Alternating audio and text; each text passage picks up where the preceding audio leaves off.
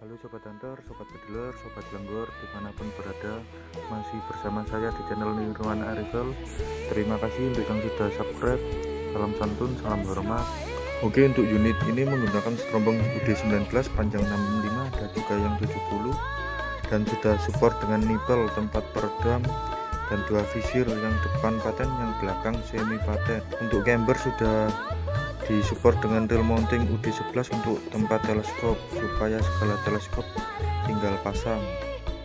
Dan camber ini menggunakan UD22 dengan panjang 21 cm dengan 3 tarikan grendel.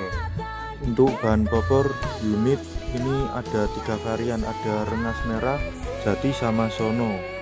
Untuk memudahkan sobat membawa senapan ini sudah disupport dengan swivel atas dan bawah tempat tali sandang atau tali jerat. Untuk info lanjut bisa langsung WA. Terima kasih.